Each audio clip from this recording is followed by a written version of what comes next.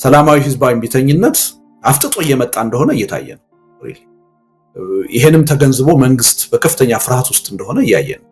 የተለያዩ እርምጃዎችን ሲወስድ እያየን ነው። አዲስ አበባ ከተማ ታይቶ የማይታወቅ አይነት ነው ሰራዊት ነው የጸጥታ ሰራተኛ ነው እያሰማራ ያለው እና እያንዳንዷን ነገር በፍርሃት በጥንቃቄ ለማየት የተገደደበት ሁኔታ ተፈጥሯል። ዓለም አቀፉ ሁኔታ ራሱ አሁን በተለያዩ አገሮች እየታየ ያለው የሰላማዊ ህዝባዊ ቢተኝነት እንቅስቃሴ ህብረተሰቡን እያነሳሳው ነው። ስለዚህ አንድ የሆነ እንቅስቃሴ ከፊታችን ሊመጣ እንደሚችል እየታየ ነው። እንግዲህ እዚህ ላይ ነው የኛ ዝግጅት የሚያስፈልገው። ዝም ብሎ ይምጣ አይባልም። ያ ነገር ሲመጣ ቅድም እንዳልኩት እንዳይጠለፍ እንዳይኮላሽ የሚመጣው ለውጥ ደግሞ ዝም ብሎ የአምባገነኖች ለውጥ ሳይሆን ዘላቂ ለውጥ የሚያመጣ እንዲሆን በቂ የሆነ ዝግጅት ያስፈልጋል። የአጀንዳ ዝግጅት ያስፈልገናል። የድርጅት ትብብር ዝግጅት ያስፈልገናል። የንቃተ ህሊና ዝግጅት ያስፈልጋል። ይሄን ነው አሁን ማድረግ ያለብን የሚል ነው የሀገረ ካኦፒ መሰረታዊ ዓላማ፣ ይሄን ዝግጅት ለመፍጠር። ስለዚህ በሰላማዊ ህዝባዊ ቢተኝነት በኩል አሁን ጫፍ እየደረሰ ሊፈነዳ የተቃረበ ሁኔታ እየተፈጠረ እንደሆነ እያየ የትጥቅ ትግሉ አዲስ አቅጣጫ እየያዘ በፍጹም ይተባበራሉ ብለን ማናምናቸው ኃይሎች የመተባበር አዝማሚያ እያሳዩ ማንም ሰው መረጃ ይኖረውም አይኖረውም አሁን ፋኖና ህውሃት ወይም ደግሞ ፋኖና ኦላ የሚተባበሩበት ሁኔታ እየመጣ እንደሆነ እያየን እያሸተት ነው። ትርጉም ያለው አይመስለኝም። አሁን ባለው ጦርነት ከጀርባ ህውሃት አለ ኦላ አለ የለም የሚለው ክርክር ትርጉም ያለው አይመስለኝም። አሁን ላይኖሩ ይችላሉ፣ እኔ መረጃ የለኝም። ነገ ከነገ ወዲያ ግን እንደሚኖር ምንም ጥርጥር የለም። ምክንያቱም የስርዓቱ ባህሪ ያን ከማምጣት ወደኋላ የሚላል ሁሉንም በጦርነት አንበረክካለሁ ሁሉንም አጠፋለሁ ብሎ የተነሳ ኃይል ስለሆነ ማንኛውንም ተቃዋሚ ኃይል ሊያስተባብር የሚችል መንግስት ነው በስልጣን ላይ ያለው፣ አገዛዝ ነው በስልጣን ላይ ያለው። ስለዚህ ሊደንቀን አይገባም ማለት ነው። ኢትዮጵያ ውስጥ ያሉ ትናንት ሰፊ የፖለቲካ ቅራኔ ያላቸው ብለን ምናምን የፖለቲካ ኃይሎች ተባብረው ቢመጡ ልንደነቅ አይገባም። ከመንግስት ባህሪ አንጻር ካለው ነባራዊ ሁኔታ አንጻር እነሱ ላይ ከተጋፈጠ የህልውና ፈተና አንጻር የሚጠበቅ ነገር እንውደደውም እንጥላው መንግስትን መረዳት ያለበት ነገር ይሄ። ስለዚህ በአጠቃላይ ይሄ መንግስት በእብሪት ተወጥሮ ትጥቃችሁን አስፈታለሁ አንበረክካችኋለሁ ረግጬ ገዛችኋለሁ ብሎ ያስነሳቸው ጦርነቶች ሁሉ የትም እንዳልደረሱ ወደፊትም የትም እንደማይደርሱ በደንብ በጋድ የታየበት። ስለዚህ ይሄ መንግስት አያሸንፍም ብቻ አይደለም ኢቭን በጦርነት የመሸነፍ እድሉ እየሰፋ እንደመጣ በግልጽ የታየበት ወቅታዊ ሁኔታ ላይ። ስለዚህ እነዚህ በግራም በቀኝም እየመጡ ያሉ ቀውሶች እንዴት ነው ማኔጀብል የሚሆኑት? ይሄ ትውልድ ካለፈው ትውልድ ሁሉ የተሻለ ታሪክ መስራት ካለበት ይሄን ቀውስ እንዴት ነው ማኔጅ የማደርገው በሚለው ጥያቄ ግልጽ የሆነ መረዳት ሊኖር ይገባል። በጦርነትም መተው መንግስትን ቢያወርሱ የመጨረሻ ግብ አይደለም። በሰላማዊ ህዝባዊ ቢተኝነትም ተንቀሳቅሰን መንግስትን ከስልጣን ብናወርድ የመጨረሻ ግብ አይደለም። ካለፈው ትውልድ የተለየ ታሪክ መስራት ካለብን ምናደርገው ትግል የሚከፈለው መስዋዕትነት በከንቱ መሆን የለበትም። በሆነ የፖለቲካ ኃይል የሚጠለፍ መሆን የለበትም። በሆነ የፖለቲካ ኃይል የሚጨናገፍ መሆን የለበትም። ወይም ሄዶ ለውጡ የአንድ አምባገነን በሌላ አምባገነን መተካት መሆን የለም። እነዚህን ሶስት ችግሮች ለመፍታት ከፈለግን አሁን በበቂ ሁኔታ መዘጋጀት አለብን። ቅድም ያልኳቸውን ሁለት ዝግጅቶች ማድረግ አለ። የአስተሳሰብ ዝግጅት ማድረግ አለ። የድርጅት የትብብር ዝግጅት ማድረግ አለ። ይሄን ካደረግን የዚህ መንግስት በስልጣን ላይ የመቀጠል ጉዳይ እጅግ በቋፍ ላይ ያለ እጅግ በቀላሉ ሊሸነፍ የሚችል መንግስት ነው። አሁን ያሉብንን ድክመቶች ችግሮች ሁሉ አሁን መለስ ብለን ማየትና ለመፍታት የመሞከር አዝማሚያ በሰፊው እየታየ ነው። እዚህ ቀደም ስናገር ሰምተኝ ይሆናል 80% ኢትዮጵያ የመፍረስ ድል ነው ያላት ብዬ ነበር። ከቅርብ ጊዜ ወዲህ ግን ይሄ ጉዳይ ወደ 65% ወርዷል ብዬ ተናግሬያለሁ። ለምን? አብዛኛው የተቃዋሚ ኃይል ላይ ያስተሳሰብ ለውጥ እያየው ይሄ በተናጠል የምናደርገው ትግል ሁላችንንም ይዞን ይጠፋል እንጂ ማንንም አይጠቅምም። በተናጠልም አገዛዙን ማሸነፍ አይቻልም የሚለው አስተሳሰብ ከጊዜ ወደ ጊዜ እየተጠናከረ እየጎለበተ መጣ። አሁን ከፍተኛ የሆነ የመተባበር በጋራ አጀንዳ ላይ የመስራት ተነሳሽነት ተፈጥሯል እና የኢትዮጵያ ተጨባጭ ሁኔታ ያለው አሁን እዚህ ላይ ይሄን ሁኔታ በአግባቡ ይዞ ወደ የሚፈለገው ለውጥ በተግባር በተጨባጭ የመረማመድ ጉዳይ ነው አሁን ይቀር እና በዚህ ረገድ ሁላችንም የሚጠበቅብንን ኃላፊነት ከተወጣን በስልጣን ላይ ያለው መንግስት ጉዳይ ሪሊ ብዙ እጁ ያለቀለት እጅግ በታሪካችን አይተነው በማናውቅ ሁኔታ የጥፋት አካል ነው፣ ደካማ አካል፣ በህዝብ የተጠላ ከህዝብ የተነጠለ አካል እስካሁንም በስልጣን ላይ የቆየው በእኛ አለመተባበር ነው፣ በእኛ ድክመት ነው። ይሄን በፈታን ማግስት ቢልም ይሄ መንግስት የለም።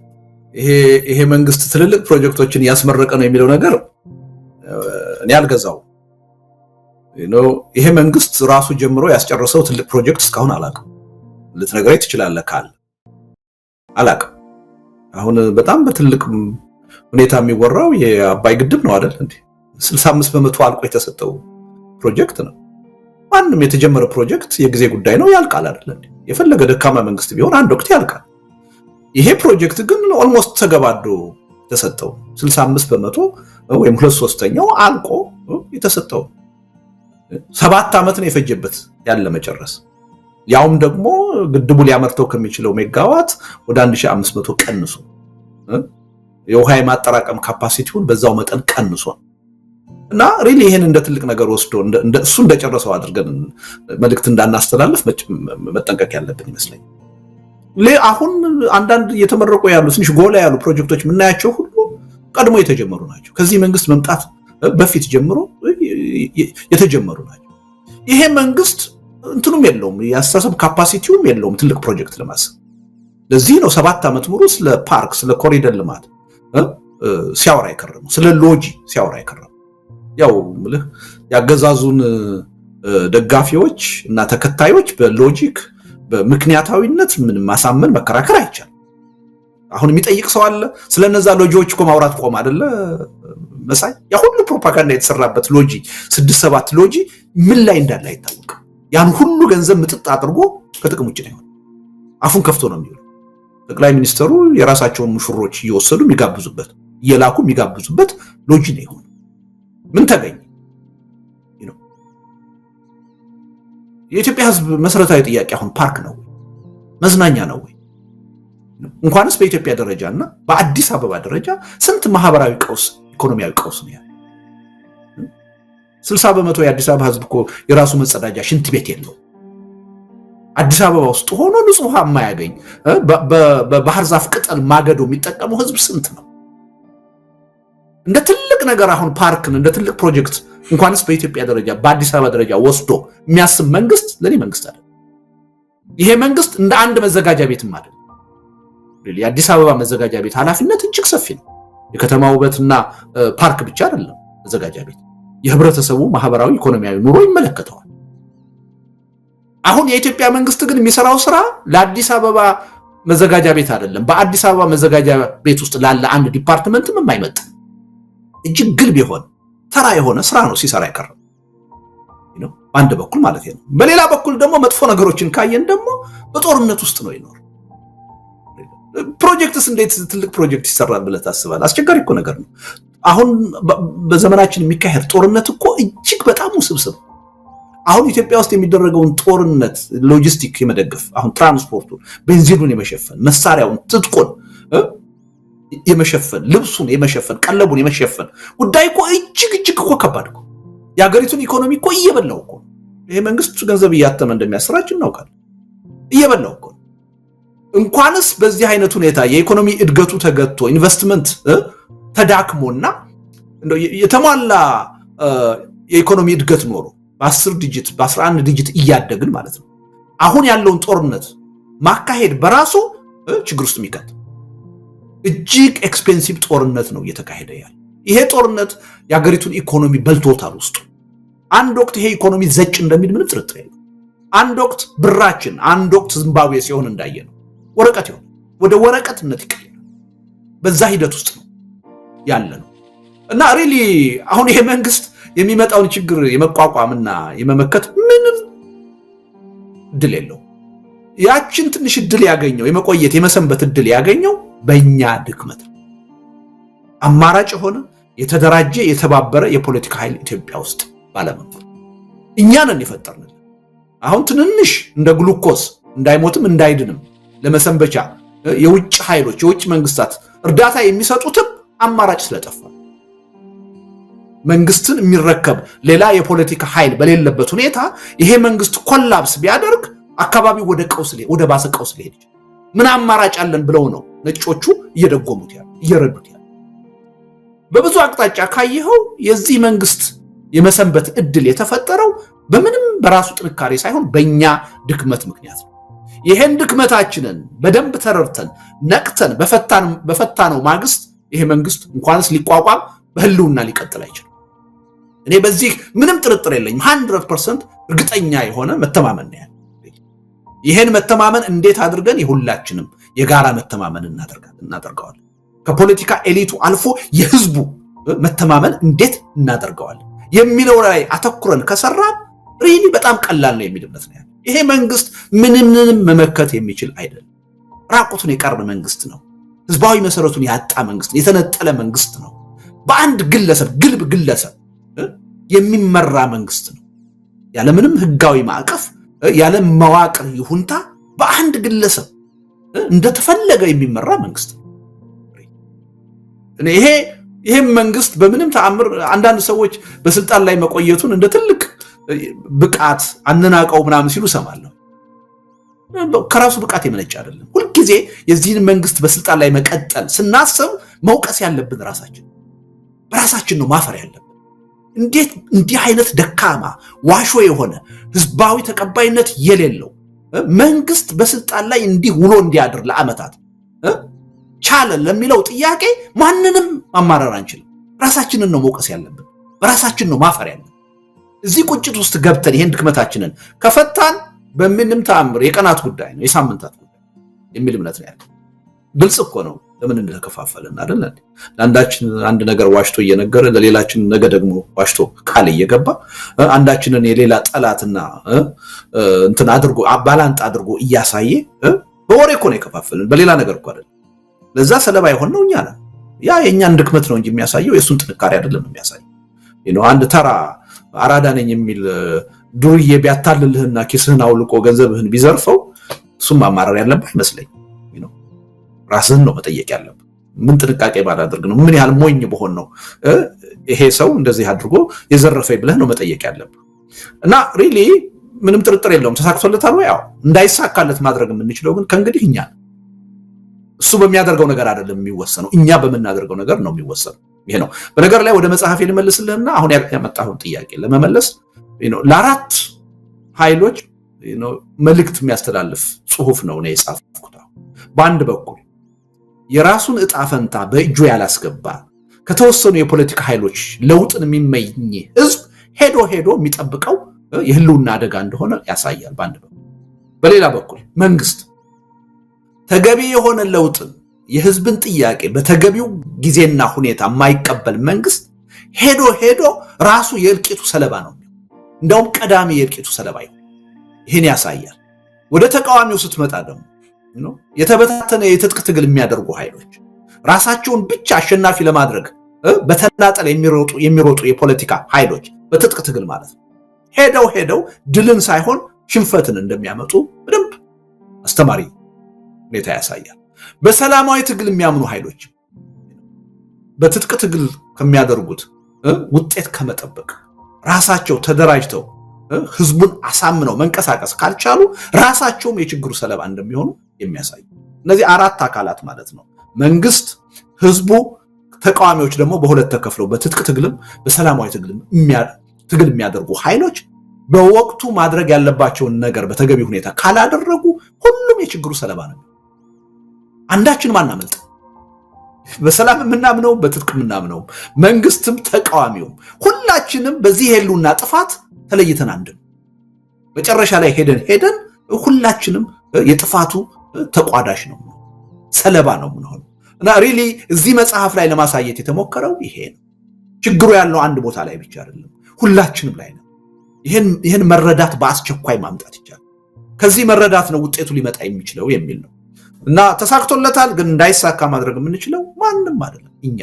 ቅርብ ጊዜ አሁን በእኛ በነ አቶ ጀዋር በነ ይልቃል ያያችሁት ያ ስብስብ ባለፈው መግለጫ የሰጠው አንድ ጊዜያዊ የሚያቋቁም ምክር ቤት ተቋቁሞ 5 ሰዎች ያሉበት ኮሚቴ አቋቁሞ ነበር። ወደፊት እንዴት እንቀጥል የሚለውን ጥያቄ ለመመለስ ማለት ነው። እና የተመረጥነው ሰዎች ስራችን ጨርሰን ለዛ ምክር ቤት እንዴት እንቀጥል የሚለውን ሐሳብ አቅርበን ተቀባይነት አግኝቶ ኦሬዲ ስራዎች እየተሰሩ ነው እና የሚቀጥለው እሁድም ስብሰባ አለን በዚሁ ጉዳይ ላይ ለመምከር ማለት ነው። ስለዚህ የቀጠለ ጉዳይ ነው ማለት ነው። እንደው መድረክ ላይ ሚዲያ ላይ ሳንገኝ ስንቀር ያቆምነው እንዳይመስላችሁ ማለት ነው።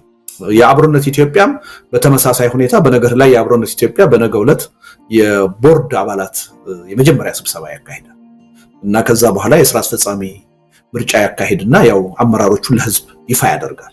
ስለዚህ ስራዎች እየተሰሩ ነው። አገር ቤት ያሉ ፓርቲዎች ያው በአንተ ፕሮግራምም ቀርበዋል አይደለም ወደ አንድ የጋራ እንቅስቃሴ ይሄዱ በጣም ደስ በሚል ሁኔታ እኛም መግለጫ አውጥተናል ደግፈን እና አገር ቤትም ያለው ስሜት ተመሳሳይ መተባበር አለብን በጋራ መስራት አለብን እና ሪሊ ስራ እየተሰራ ነው።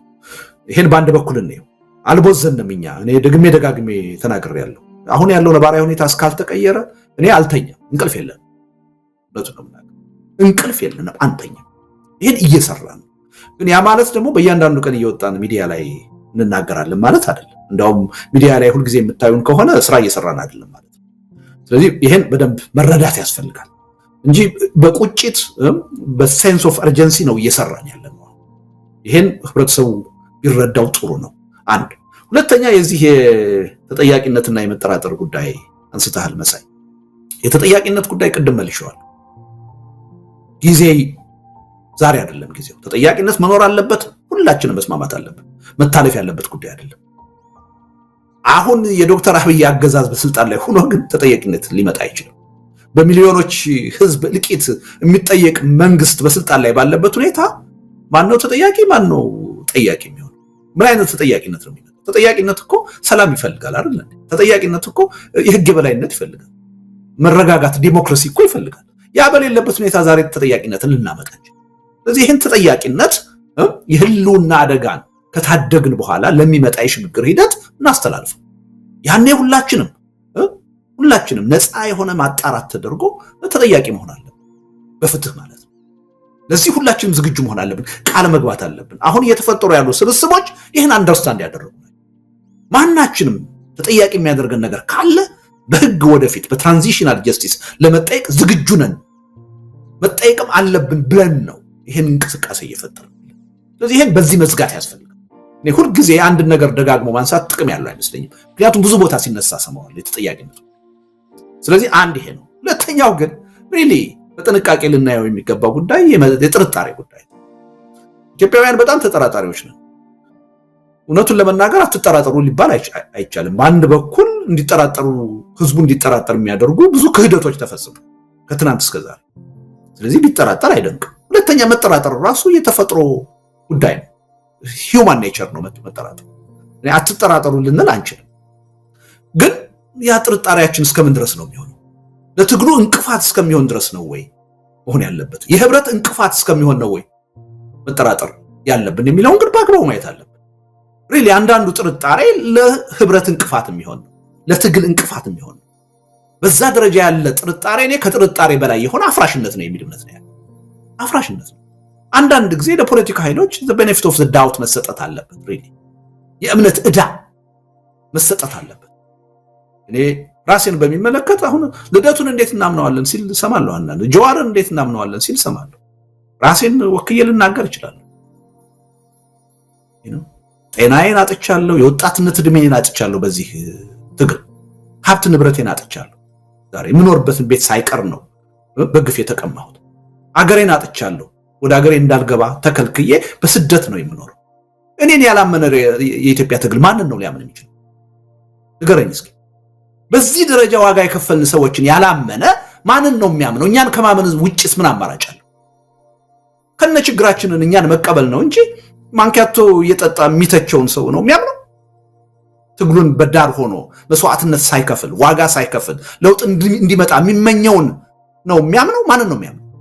ስለዚህ አንዳንድ ጊዜ ይሄን ገደቡን ማወቅ አለብን። ሪሊ ዝም ብሎ መጠራጠር ምክንያታዊ አይደለም።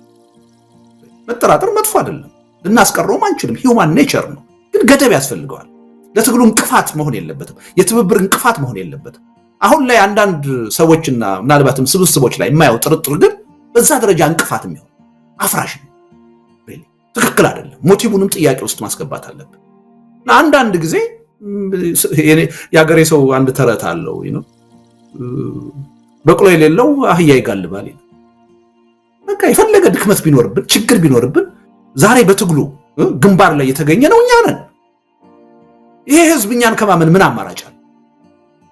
ምን አማራጭ አለ? ይሄን ሁሉ ዋጋ እየከፈልኩኝ እኔን ያላመነ ማን ሊያምን ነው? ከየት ሊመጣለት ነው? አንዳንድ ሰዎች ዝም ብለው ትናንት ከቆሙበት መቀጠል ይፈልጋሉ።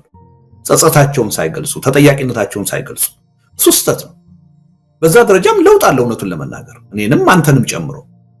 አንተ ባለፈው ሂደት ተጸጽተህ ከዶክተር አብይ ጋር ያሳለፍካቸው ዓመታት እንደሚያጸጽሱ ስትናገር ሰምቻለሁ።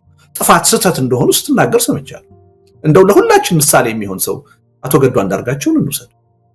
ምንድነው ያለው? ባለፈው ተጸጽቻለሁ፣ ለጠፋው ጥፋት ይቅርታ ጠይቃለሁ። ሁለት በዚህም አላቆመም።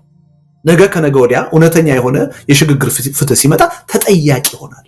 አንድ ሰው በዚህ ደረጃ ከተናገረ በኋላ ምን ልትለው ትችላለህ? ምን ትጠብቃለህ ከዚህ በላይ?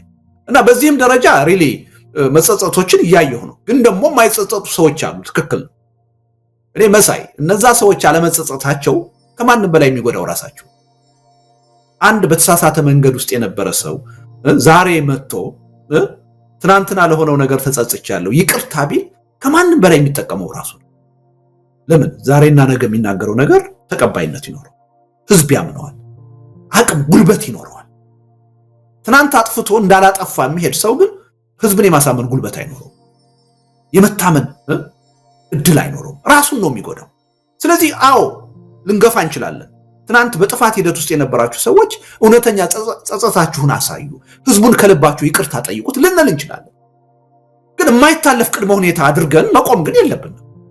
ይህ ትግል መቀጠል አለበት።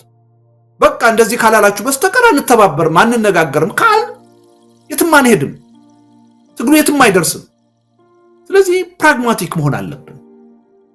ያልተገባ ነገርም ቢሆን አንዳንድ ጊዜ የግድ ነው። ወንጀለኛ እኮ ነገ አይደለም ዛሬ መጠየቅ ነበረበት አይደለም እንዴ? ለምንድን ነው ነገ የሚጠየቀው? ዛሬ መጠየቅ ነበረበት እኮ አይደለም? ህግና ስርዓት ሊኖር ኢትዮጵያ ውስጥ ለነገ ለምንድን ነው የምናስተላልፈው? ነባራዊ ሁኔታው ስለማይፈቅድ።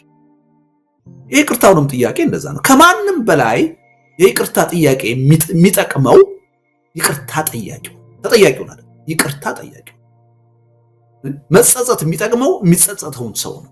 በዛ ረገድ ሪሊ አዲስ ሰዎች ወደ ትግሉ ሲመጡ በዛ መጠን ህዝቡ በሚጠብቀው መጠን ቢጸጸቱና ይቅርታ ቢጠይቁ በጣም ጥሩ ነው። ለትግሉም ይጠቅማል። ከማንም በላይ ግን ራሳቸውን ይጠቅማል፣ ራሳቸውን ያጠነክራል የሚል እምነት አለ። ግን ይሄን ካላደረጉ ብለን ደግሞ መቆም የለብን። በዚህ ረገድ ያደረከው ነገር ትክክል አይደለም፣ ግን ደግሞ ከዛ የሚበልጥብኝ ነገር አለ። ኢትዮጵያና ህዝቧ ከገጠማቸው የህልውና አደጋ መትረፍ አለባቸው። እንዲተርፉ ደግሞ ካንተ ጋር ዛሬ መተባበር የግድ አስፈላጊ ቅድመ ሁኔታ ነው፣ ምትክ የሌለው ብዬ አብሬ መስራት አለብኝ። አይ ያን ነገር ካልመለስክ፣ ካልተጸጸት፣ ይሄን ካላልክ ስሜቴ ብቻ አይደለም የሚጎዳው፣ ያን በማለት ስሜቴ ነው የሚጎዳው አይደለም። ይቅርታ ባለመጠየቅ ወይም ጸጸቱን አንድ ሰው ስላልገለጸልኝ ስሜቴ ሊጎዳ ይችላል። ይሄን ምክንያት አድርጌ ግን የትብብር እንቅስቃሴን መራቅ ግን አጠቃላይ ህልውናዬ ነው የሚያጠፋው። ስለዚህ ይሄን ሚዛኑ ላይ ማስቀመጥ ያስፈልጋል እና ፕራግማቲክ መሆን ያስፈልጋል የሚል እምነት ነው ያለኝ እና በዚህ መልኩ አንደርስታንድ ብናደርገው ጥሩ ነው።